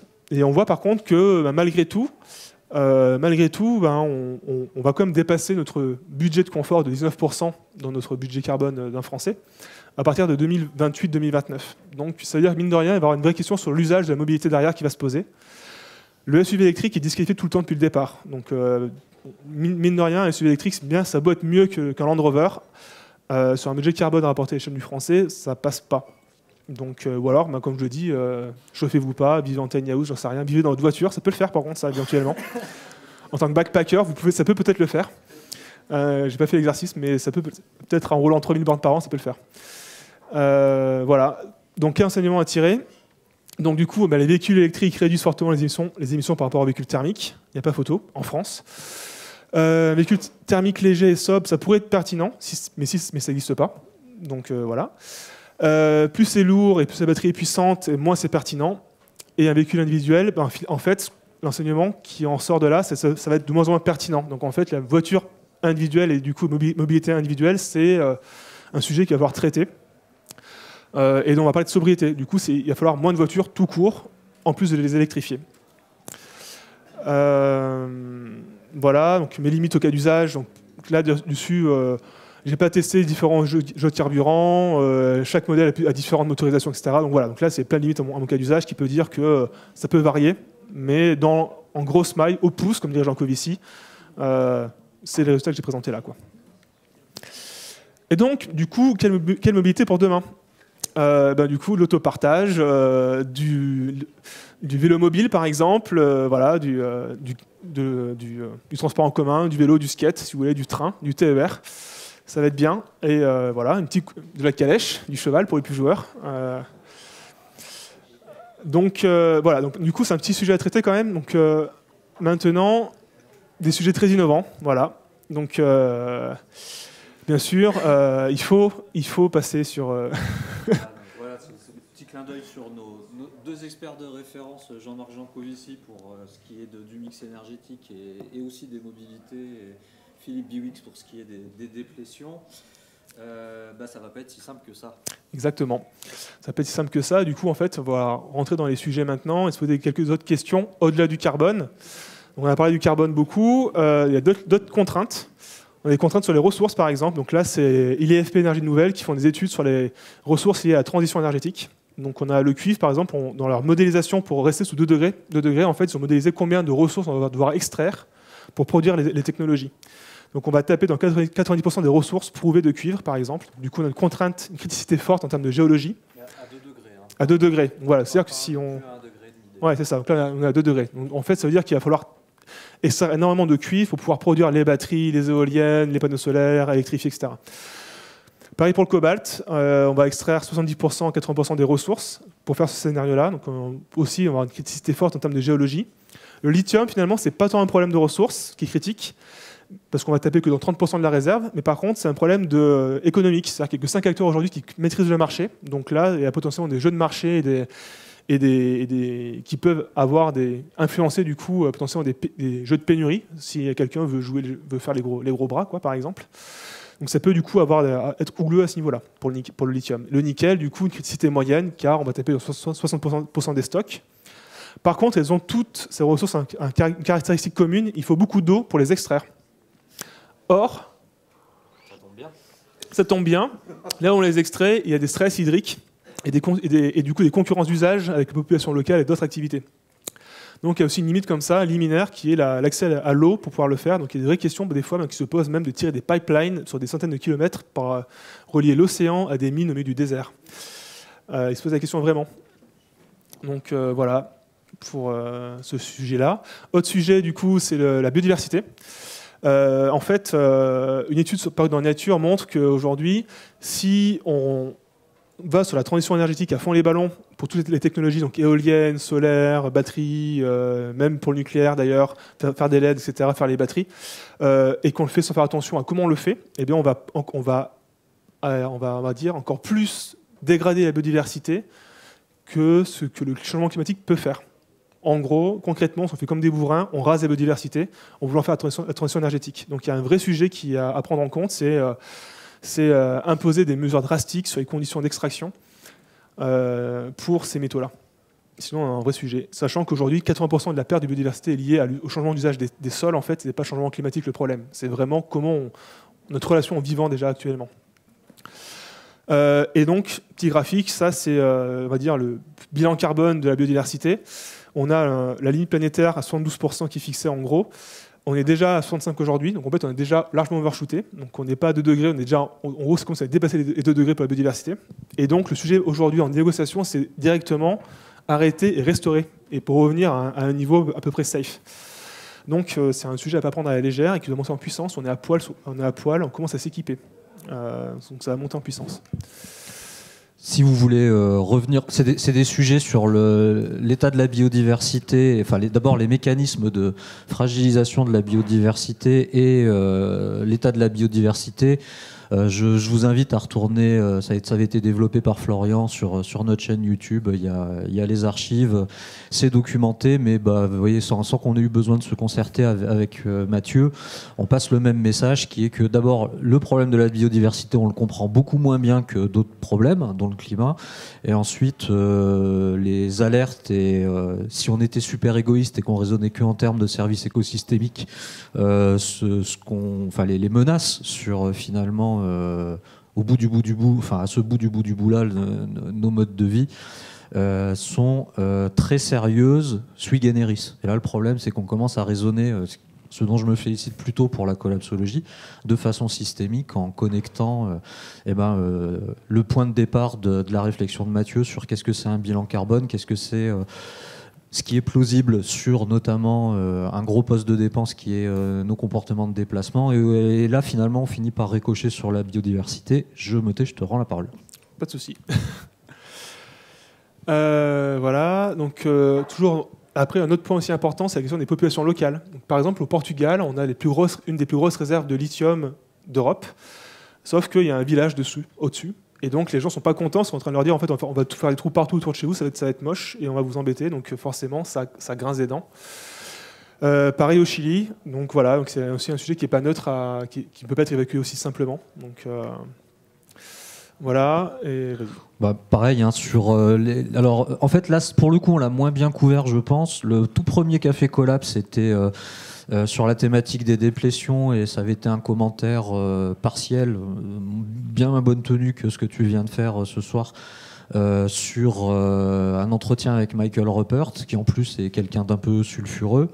Donc à refaire. Et puis on avait quand même pas mal fait des emprunts à Philippe Biwix quand étaient venus nos amis d'Hello Tech Lab et qu'on avait parlé de fabrication de la transition. Et voilà, on avait abordé ces questions, mais je pense, on fera des appels du pied à... Enfin, clairement, on a des universitaires de très bon niveau sur ces thématiques-là.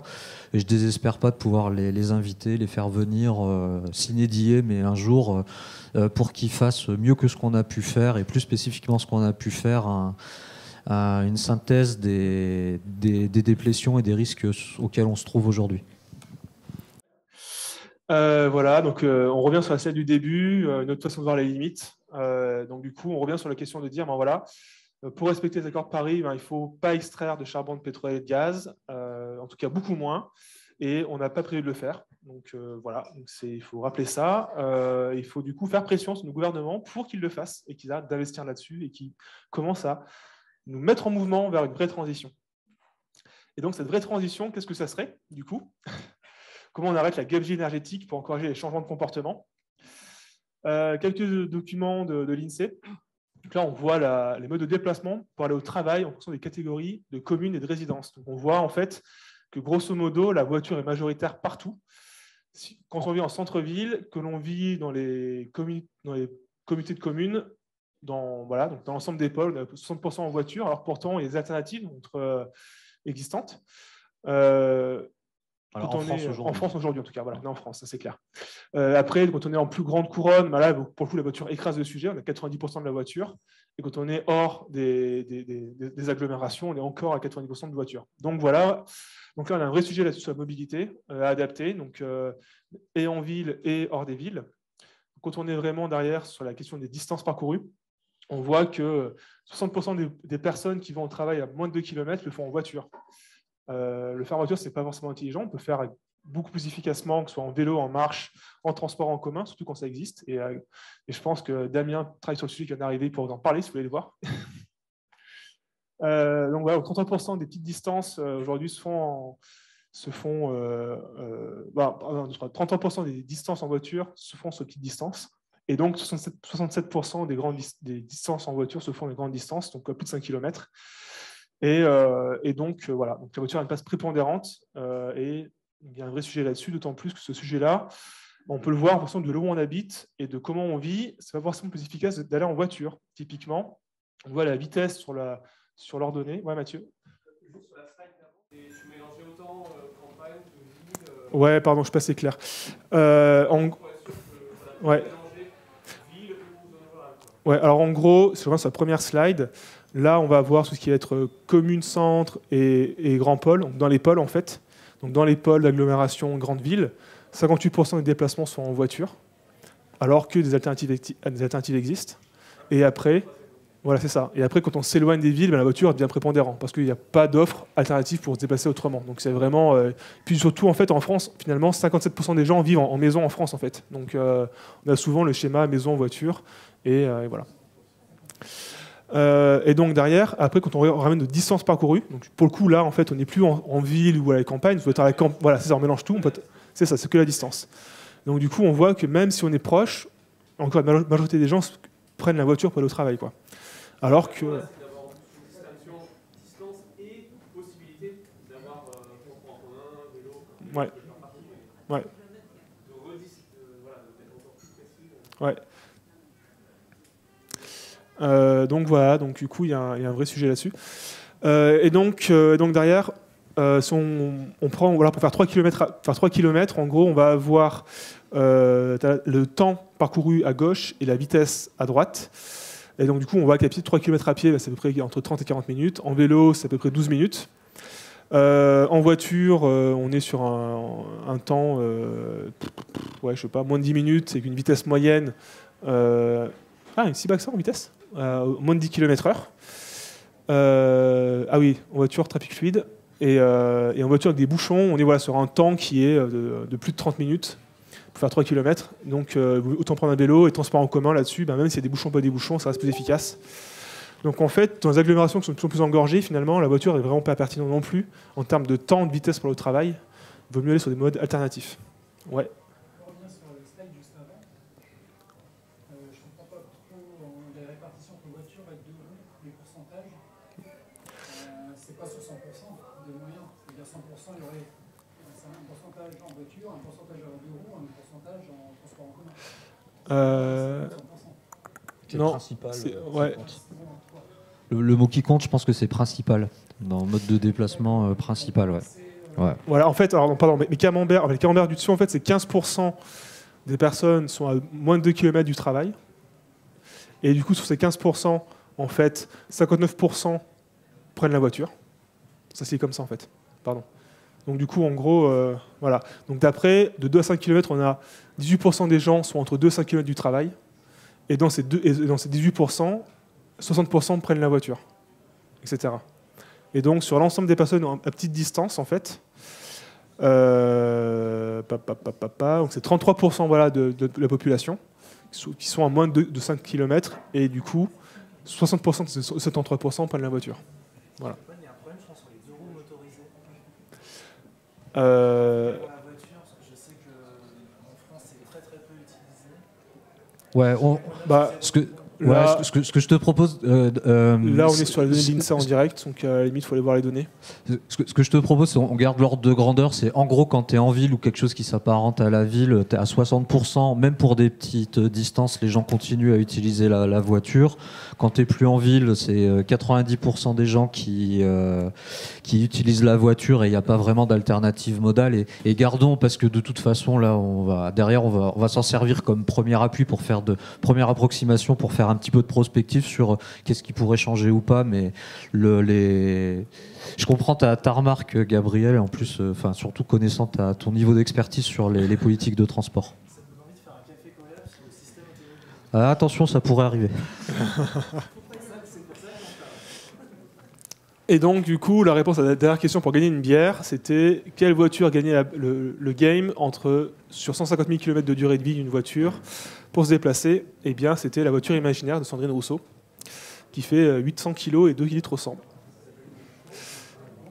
Voilà, contre toute attente. Et donc, du coup, on est arrivé au bout de la conf. Et donc là, c'est juste quelques ressources. Donc, si vous voulez mesurer votre empreinte carbone, eh bien, allez voir MyCO2, mais No Geste Climat sur l'ADEME. Vous pouvez aussi faire votre empreinte écologique, qui est beaucoup plus large que juste empreinte carbone. Donc là, c'est sur Global Footprint Network, c'est vachement intéressant. Vas-y, Nico, si tu veux. Des reviewers amicaux. Alors, je suis beaucoup moins expert que Mathieu, évidemment, sur le sujet, mais on a fait relire la presse par 2-3 personnes, et il y en a qui m'ont indiqué une source que je ne connais pas, mais qui est un serious game. Alors, je dirais que de la même façon que, quoi qu'on en pense, la fresque du climat, ça a du succès pour sensibiliser certains publics aux problématiques du climat. Sachez qu'il existe des jeux pour essayer de faire là ce qu'on s'est un peu refusé à faire tacitement avec Mathieu, c'est-à-dire changer les ordres de grandeur de nos postes de dépenses dans notre empreinte carbone. Nous, on a essayé de raisonner de façon constante dans les ordres, dans les proportions. Je pense que c'est pas la proposition de ce jeu, Inventons nos vies bas carbone, mais je ne l'ai pas pratiqué. Et du coup, moi, en fait, pour l'avoir chez moi et être animateur, en gros, on part de l'empreinte carbone d'un Français qui fait donc à peu près 12 tonnes, entre 9 et 12 tonnes. Et derrière, on met les grands postes. On dit, voilà, qu'est-ce que vous avez chez vous Et donc, vous matérialisez avec des cartons qui font la largeur égale des tonnes de CO2. Et donc, du coup, on matérialise en fait sur une fresque votre empreinte carbone. Donc, du coup, on a une feuille qui fait 2 tonnes de CO2. Et le but du jeu, c'est voir qu'est-ce que je change dans ma vie pour arriver à 2 tonnes. Donc là, on prend conscience en fait des modes de consommation pour arriver à 2 tonnes. Du coup, tu recommandes Je recommande, et c'est bien complémentaire avec la fresque du climat, justement, pour vous mettre en action. Parce que du coup, après une fresque, souvent, on prend conscience des enjeux, mais on est un peu à poil. Donc là, du coup, on met les mains un peu dans le combi en disant, OK, voilà, qu'est-ce que je peux faire chez moi pour changer mes modes de vie, pour justement réduire mon empreinte carbone, quoi. Ok, merci pour la ref, pardon. Non, pas de souci. De référence sur la question bilan carbone, du coup j'ai mis Carbone 4 car c'est un peu le cabinet conseil qui drive, qui pousse le sujet. Sweep, c'est un pure player qui vient d'arriver, qui en fait met en place des logiciels d'entreprise pour mesurer les émissions de CO2 à tous les niveaux, donc scope 1, scope 2, scope 3, ils vont en profondeur, ils sont à suivre. Science Based Target pour la question des objectifs de préservation du climat. Et après, Nicolas Meillan et Aurélien Bigot sur la mobilité. Ils sont intéressants à suivre. Et l'association Bilan Carbone, bien sûr, parce que c'est eux qui hébergent et forment sur le bilan carbone. Voilà. Pareil pour nos amis qui ont des responsabilités dans des collectivités territoriales ou qui sont AMO pour des collectivités territoriales. J'ai vu, mais j'ai juste vu passer, j'ai pas investigué, un outil qui s'appelle Prosper et qui a... un outil collaboratif qui fabrique du bilan carbone et des stratégies de décarbonation des territoires qui a l'air, ma foi... à investiguer. Si ça vous intéresse, prenez notre relais où on en parle après. Mais j'en sais pas plus. Et donc, moi, je laisse le mot de la fin à Edgar Morin. Là, c'est extrait d'une interview où il dit, elle répond à la question: êtes-vous optimiste pour notre avenir commun? Donc, je ne suis ni optimiste ni pessimiste. Je vois très bien que le cours des choses est très inquiétant, mais je sais très bien que les événements favorables peuvent arriver et détourner le cours des choses. À l'époque, sous l'occupation allemande, pendant toute rien à voir avec les BMW. Rien à voir avec les BMW, mais bon, finalement une filiation. Donc sous l'occupation allemande, toute une époque, il semblait qu'aucune chose était inéluctable et permanente. Puis la première défaite de l'Allemagne à Moscou, qui a concilié avec l'entrée en guerre des États-Unis, ce sont deux événements imprévus qui ont changé le cours des choses et qui ont fait revenir l'espérance. Donc il faut continuer à croire en nos valeurs, nos vérités, quoi qu'il arrive, et à un moment donné, les choses peuvent s'éclaircir. Donc je crois que c'est ça qu'on appelle la résistance. Bon, voilà. Moi, j'utilise ça pour pas casser le moral. Eh ben, t'as bien fait, parce que moi, j'avais un mot de la fin qui faisait écho à mes considérations sur les possibilités de transition écologique. Alors j'ai eu la chance d'être invité chez nos amis du Shift pour leur université d'été. Tout leur programme était basé sur des considérations sur la transition. Et je me suis perfusé le plaisir cabot d'une punchline en disant que quand je vois deux personnes qui parlent sérieusement de transition, je sais qu'il y a au moins un idiot parmi les deux. Et ça les a amusés, quoi. Donc ça pour dire qu'on est quelques-uns à penser que la transition elle se passera pas très très bien, et du coup ça laisse l'autre mot de la fin à Greta Thunberg, et finalement ça fait un bon point de rencontre entre le mot de Mathieu et puis le mien, c'est que attendez pas la COP, cette COP là ou les prochaines, pour faire ce que vous pouvez là où vous êtes, et puis pas plus pas moins, quoi. Mais et pour aussi commencer à teaser le passage de notre ami Vincent en janvier, pas d'espoir là où il n'y a pas lieu d'en mettre. Alors, qui a gagné une bière? Je vais dépouiller. Et puis surtout, plus intéressant maintenant, donc les slides, comme d'habitude, sont accessibles en licence CC by SA. Et puis on va arrêter de partager l'écran. On retrouve du coup nos amis en ligne, et puis vos questions pour Mathieu. Et merci Mathieu pour la malice de ton exposé et de ton calcul et ton passage au café, et puis le temps est aux questions. Merci à toi Nicolas pour l'invitation, et merci à vous pour l'attention, et désolé pour le rythme qui des fois bloque en sortie de tuyau.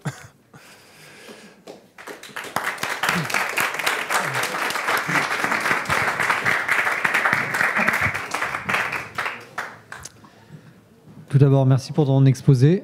J'ai une question. Donc, vous faites le bilan d'une entreprise. Après, vous allez peut-être jusqu'aux préconisations, aux recommandations. Ouais. Comment vous faites ça? Vous appuyez sur quelles compétences, quelles connaissances? Est-ce que vous savez quelles technologies peuvent les aider? Toutes ces choses-là, comment vous faites? Alors, là, on a plusieurs contraintes à faire ça. La première contrainte, c'est le budget et le temps. Souvent, on arrive en bout de bilan carbone, et c'est pas tant ça. En fait, ils veulent surtout faire un bilan carbone pour voir où ils en sont sans trop faire un plan d'action. Donc souvent, en termes de budget, on bricole. Quelles compétences? Les nôtres. Donc derrière, ce qui se passe, c'est déjà regarder les grands postes et identifier là où ils peuvent réduire. On rapporte ça après derrière, effectivement, un objectif de transition, une trajectoire en tout cas rapprochée pour vraiment quantifier, voir si ça colle ou pas. Donc on prend en fait le bilan carbone, on teste par grosse masse en fait, en disant voilà, si vous mettez ça en place, on simule le truc et on voit si ça passe ou ça passe pas.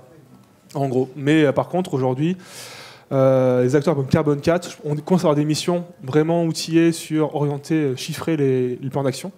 Mais ça commence plus à arriver en fait. Donc en tout cas à mon niveau, moi j'en ai fait peu pour l'instant en suivi. Donc, mais c'est un vrai sujet de compétences à avoir à faire grossir. Ouais.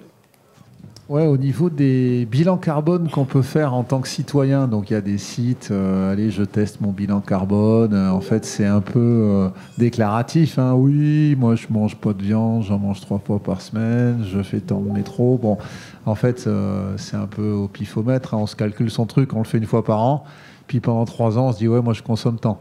Mais est-ce que à terme, tu penses pas que la solution, ça va être au niveau législatif, au niveau des territoires, au niveau des collectivités, qui vont imposer à chaque citoyen, écoute, fais ton bilan quand même à un moment de l'année, et on va te mettre des mesures pour t'aider à calculer ton bilan. Par exemple, il y a des applications sur... c'est la fabrique de la mobilité avec Gabriel Plassa, avec ton smartphone. Il te dit exactement combien de kilomètres tu as fait à pied, combien tu as de transport en commun, combien tu as fait le train, et donc automatiquement on peut calculer sans être déclaratif ce que tu as fait. Je pense que avec tes factures de commerce, Super U, n'importe, on peut très bien avoir ces données de qu'est-ce que tu as acheté comme produit, et si sur les emballages ou si les fabricants mettent les bilans carbone plus ou moins voilà, ce qu'ils valent, on peut arriver à des outils qui font un calcul instantané, réel, sans avoir à faire du déclaratif. Est-ce que ça, c'est pas des solutions dans le futur, allez, à 5 ans, 10 ans, qui vont arriver et qui vont mettre l'utilisateur, le citoyen, devant un fait accompli en disant fais pas n'importe quoi. Ouais, question à tiroir et complexe. J'ai pas la réponse. Par contre, effectivement, je pense que quand le législatif passe, ça va plus vite. Par contre, il faut que ça passe. On avait vu au début de la présentation que la loi climat résilience voulait étendre le bilan carbone aux entreprises de 50 à 250 employés et c'était retoqué au gouvernement. Donc le signal n'est pas dans le bon sens à ce niveau-là déjà. Derrière, après, au niveau des territoires, pour moi, il y a un vrai sujet sur les formations des élus donc, à ça. Donc, moi, j'observe sur les territoires, en fait, il y a des vraies lacunes à ce niveau-là, en termes de compétences, de connaissances déjà, et après, du coup, il faut mettre les compétences en face. Il y a aussi des limites en termes de budget, parce qu'en fait, malheureusement, on ne met pas assez de budget potentiellement sur les territoires pour piloter ça. Voilà. Après, effectivement, il y a des outils qui se mettent en place. Par exemple, il y a Greenly qui vient se connecter à vos applications de banque pour mesurer l'empreinte carbone de vos achats. Donc, des choses qui se font, commencent à se faire, qui va dans le sens un peu du crédit carbone sur sa carte bleue, quoi. Mais ça, c'est volontaire et c'est comme ça. Donc, il peut y avoir des signaux qui disent qu'il peut y avoir une tendance à aller dans cette direction-là. Maintenant, de là à dire qu'on va y aller ou pas, je ne sais pas du tout. Et est-ce qu'il faut le faire ? Mon avis que le législatif, c'est intéressant. Maintenant, il faut que le sujet soit connu pour que les gens l'acceptent. Comme toujours. Par rapport à la formation des élus, je suis moi-même élu et j'essaie de sensibiliser d'autres élus. Déjà, c'est très difficile, on part de loin. Il y a tous les mécanismes de déni, on va s'en sortir, enfin bref. Il y a une question par rapport au bilan carbone, c'est le temps. Alors déjà, le temps de formation, de sensibilisation, de compréhension. Les élus n'ont pas beaucoup de temps, ou du moins ils mettent le temps sur d'autres priorités. Donc il y a ce temps-là. Après, il y a le temps de collecte des données, etc., de l'analyse, etc. Bon, le coût, tout ça fait que ça paraît rédhibitoire. Voilà, donc je ne sais pas si c'est une question ou un constat, mais je vois mal, actuellement, ça ne me semble encore pas prêt, les élus, ou du moins la très grande majorité des élus ne sont pas du tout sensibilisés. Et si on leur en parle, ça bloque parce que ça paraît impossible. Ouais. Mais c'est vrai que la question, en fait, la question de la sensibilisation est plus importante que de refaire tous les ans le bilan carbone. Parce qu'effectivement, ça prend du temps. Un bilan carbone, en fonction, ça peut être entre 3 à 6 mois, ou voire des années si ces entreprises ne sont pas motivées à un moment donné ou autre. 3 mois, c'est un bon rythme. Hein. Nous, on a réussi à en faire en 2 mois, et en 2 mois, ils étaient volontaires. Mais notre entreprise se disait ouais, on va aller vite, c'est tout. Et en fait, arriver à collecter des données, ben, ils se sont rendus compte que ça va être compliqué d'aller vite, quoi. Donc effectivement, il y a ça à prendre en considération, mais finalement, les ordres de grandeur, on les a déjà globalement. Donc s'il y a déjà un premier constat, le sujet derrière, c'est plus la sensibilisation et réfléchir au plan d'action. Donc ce plan d'action-là, le chiffrer, voir s'il est crédible, compatible, et après on refait un point d'étape dans 3 ans s'il faut, mais voilà, je pense que c'est plutôt ça qui est intéressant à faire. Donc ouais. On a une question à Lille. Ah. Ouais, une question de Lille. Est-ce que vous nous entendez? Oui. Ça fait un peu interview. Super. Donc là, on a vu que l'incitatif pour être dans la démarche bilan carbone, au-delà des questions éthiques et de conviction, c'était une amende.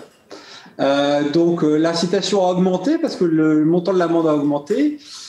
Du coup, je me posais un petit peu la question par rapport à des choses dont on parle dans d'autres réseaux, à savoir des choses comme la carte carbone qui imposerait en fait un quota utilisable de crédit carbone ou le développement de la finance carbone dans la question des échanges internationaux.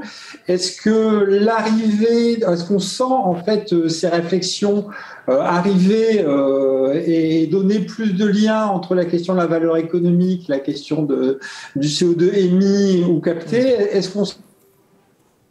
Ouais. Alors, en gros, là aujourd'hui, on va dire, on va rentrer dans mon sujet d'expertise plus poussé éventuellement. La question de la financiarisation du carbone. Donc, on a le marché du carbone en lui-même qui s'échange sur les marchés financiers. Donc, ça fluctue entre 3, 25, 50 euros la tonne. Et encore 50 euros, c'est rarement arrivé, je pense. Plutôt autour entre 5 et 36. Voilà. Donc, c'est un prix de marché. Donc, c'est entre l'offre et la demande. Donc, ça n'a pas de valeur tutélaire, entre guillemets. Est-ce que ça sert à quelque chose vu comme ça? Pas des masses. Aujourd'hui, la question du coût du carbone se pose par rapport à comment on pourrait inciter les acteurs à faire différemment. Donc, on commence à avoir des coûts à 100, 150 euros la tonne annoncée pour dire, ben voilà, ça permettrait à des technologies moins carbonées, voire des technologies de capture à commencer à exister. Il y a ça. Et donc après, derrière, si je prends l'approche pour mettre une valeur au carbone, donc on a vu l'approche de marché, offre et demande, qui fixe un prix. Et après, on peut avoir une approche vraiment sur les coûts nécessaires à créer des puits de carbone, et des puits de carbone de long terme. Et à ce moment-là, ça veut dire combien ça coûte réellement de séquestrer du carbone, et c'est pas la même chose, parce qu'en fait, un coût réel, on est sur différents types de puits de carbone, soit des puits de carbone naturels, qui sont les forêts, les gestion des sols et autres, où là, ça varie entre 50, 100, 150 euros la tonne, mais avec des problématiques que, un, il y a une limite dans la disponibilité de ces puits, et deux, ils sont réversibles. Si ça crame, par exemple, eh bien, ça réémet le CO2. Pareil, si les gestions sont mal faites, eh ben, on ne peut pas garantir que ça va rester séquestré. 3, si on dépasse des tipping points, eh ben, les forêts peuvent aussi se remettre à émettre du CO2. Et donc, après, les solutions technologiques qui sont aujourd'hui balbutiantes, qui ne marchent pas forcément très bien, voilà, ça coûte... Or, les rares technos qui fonctionnent, il n'y en a pas des masses, il y en aura une, ça coûte 960 euros la tonne. Donc, on va avoir un signal coût pour se dire, OK, en fait, si on mettait un coût réel au carbone en disant, voilà, votre boîte, vous dépassez votre budget carbone, on devrait vous imposer de rembourser votre dette, ça vous coûterait 1 000 euros la tonne, quoi. Et 1 000 euros la tonne, après, la question, est-ce que c'est disponible? La réponse est non, c'est pas disponible. Donc, voilà. Si je pousse le raisonnement au bout. Si vous avez d'autres questions à Lille ou si vous voulez relancer, je pousse. J'essaie de motiver mes co-spectateurs d'aller au-delà de la timidité. Alors, c'est pas forcément une question, ça peut être une remarque, hein, d'ailleurs. Moi, j'avais une question sur le kilométrage arrêté des véhicules. Je pense que tu l'as arrêté à 150 000 km. Est-ce que, pourquoi tu l'as arrêté à ce niveau-là? Est-ce que c'est le temps d'utilisation des batteries ou...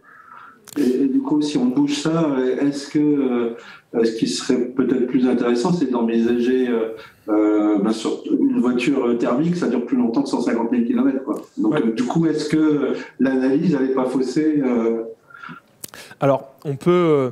en fait, mes graphiques, je les ai poussés jusqu'à 400 000, voire 900 000 km, en fait. Et 900 000 km, c'est pour voir à quel moment mon tank thermique commençait à être... concurrentiel par rapport à une voiture électrique. Donc oui, j'ai pris 150 000 parce que c'est la durée de vie moyenne qu'ils prennent en études ACV, entre 150 et 220 000 en général. C'est pour ça que, en fait, observer en benchmarkant rapidement sur Google, on se rend compte que une durée de moyenne d'une voiture, c'est 150 000. Après, effectivement, on peut les pousser à 300 000, 400 000. C'est pas... Ça amortira la production. Mais par contre, si elle consomme 8, 10 litres au 100, ben, à ce compte-là, c'est un problème, quoi. Donc après, effectivement, par contre, si on pose la question différemment en disant si demain, on remplace toutes les thermiques par des voitures électriques, ça peut aussi avoir un problème parce qu'à produire, ça met beaucoup de CO2. Donc, il ne faut pas remplacer le parc d'un coup. Ce n'est pas une bonne idée. Il faut lisser dans le temps. Donc, ça veut dire, à un moment donné aussi, c'est être intelligent sur quel véhicule on garde en véhicule thermique, descendre en gamme, par exemple, en occasion, et lisser la transition avec moins de véhicules tout court et électrifiés en partie. Et du coup, par la batterie, c'est 10 ans de garantie. Par rapport à... Dernière question donc, de Lille. La question que je me posais par rapport à justement l'utilisation de la voiture, parce que mettre énormément de poids sur la fabrication de nouveaux véhicules, en fait, ça provoque beaucoup de déstabilisation, je pense, en termes d'exploitation des ressources, notamment pour les batteries. Ça peut provoquer des désordres au niveau géopolitique, notamment. Est-ce que, de ce fait, c'est pas plus intéressant de garder une partie du parc actuellement thermique, quitte à diminuer drastiquement l'utilisation, mais garder comme ça et ne partir sur l'électrique que pour ce qui est vraiment irremplaçable, quoi. Ça peut être une bonne idée, en fait. C'est les discussions qu'on doit avoir maintenant, une fois qu'on a posé le constat, ce type de discussion qu'on doit avoir, c'est qu'est-ce qu'on fait, quel usage on veut, comment on repense l'usage des véhicules.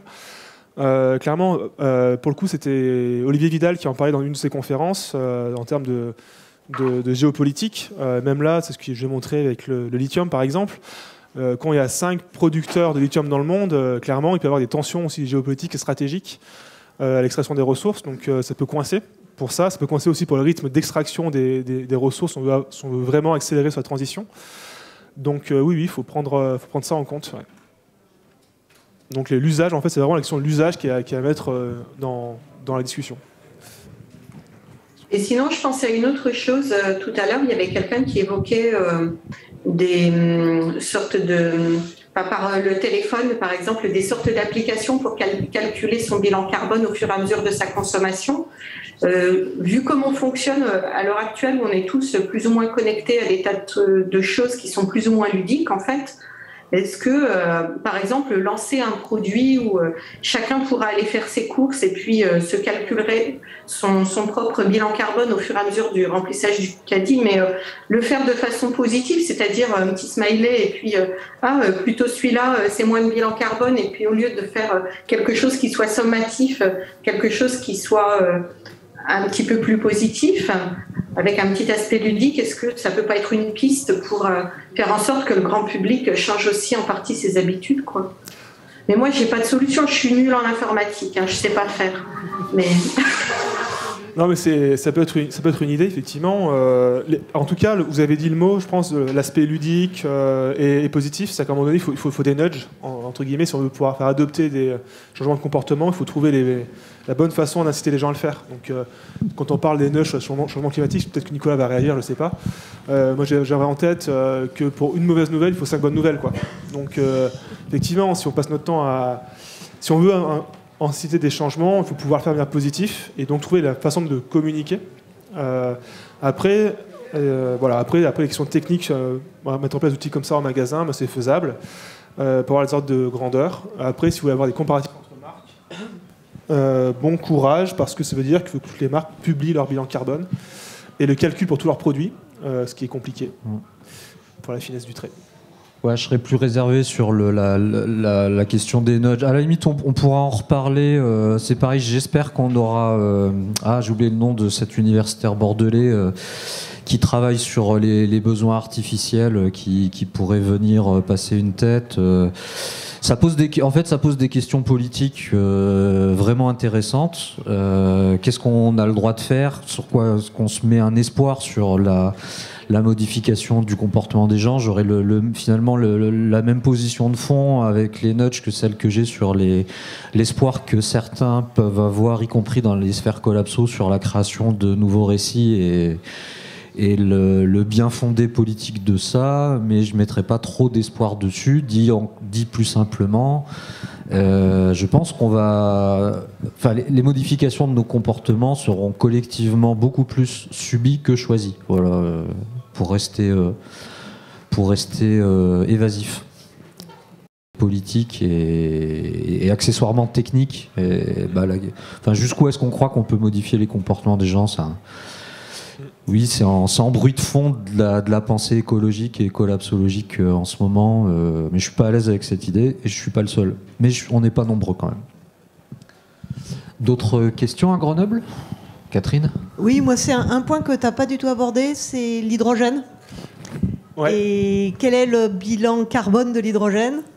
Ok. Enfin, équivalent carbone éventuellement en cas de fuite et en fait quel pourrait être le rôle de l'hydrogène dans la chaîne énergétique. Ok, ouais. En fait, j'ai pas traité toutes les motorisations alternatives, donc j'ai pas traité le biogaz, les biocarburants, j'ai pas traité l'hydrogène et quoi d'autre, voilà. Et du coup, alors j'ai pas les ordres de grandeur en tête, donc je pourrais pas répondre précisément dessus. Après, sur les usages, ce qui ressort des études quand même, c'est que la voiture hydrogène, c'est pas une bonne idée. Parce que c'est des trop petits réservoirs à remplir et ça n'a pas de sens. On vaut mieux faire ça pour du camion ou du train, par exemple. Ensuite, la question d'ailleurs de produire l'hydrogène, il faut beaucoup d'énergie pour le faire. Donc déjà aujourd'hui, on a 95% de l'hydrogène produit se fait par reformatage du gaz, donc ça émet des gaz à effet de serre. Donc déjà, si on commence par décarboner l'hydrogène qu'on produit avant d'en produire en plus pour d'autres usages, ça sera bien. Voilà.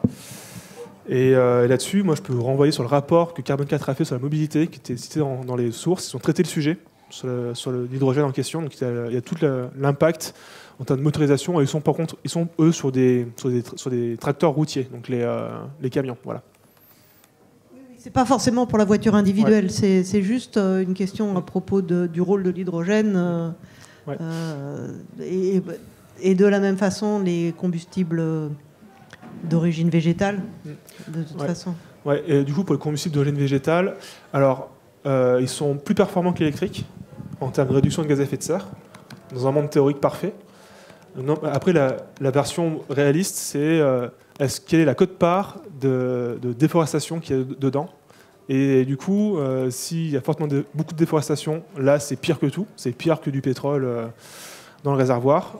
Donc voilà, du coup, en fait, là, il y a ça. Et du coup, ça pose aussi la question derrière la limite à l'accès à la ressource. C'est-à-dire qu'on va rentrer en concurrence avec les usages de terre, de récolte, donc aussi question de nourriture. Donc voilà, c'est des vrais sujets. Donc dans le rapport de Carbone 4, il chiffre la ressource disponible. En fait, ça pourrait alimenter 12% des camions en France, par exemple, d'aller sur des biocarburants, pas plus.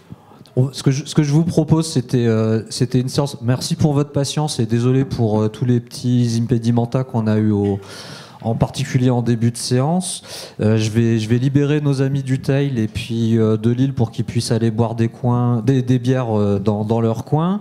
Et puis ceux qui veulent rester là comme d'habitude, il y a des gens à rencontrer avec lesquels discuter. On est quelques-uns déjà à se connaître. Il y a des nouvelles têtes. Mais merci pour votre passage et puis merci encore une fois à Mathieu. J'ai trouvé ça ludique, un plaisir de geek, un peu collapso, mais bon bref, ça fait du bien de temps en temps des séances comme ça. Merci et puis on peut l'applaudir, je pense. Merci.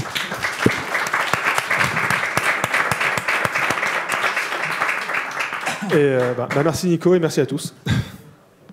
Plaisir partagé.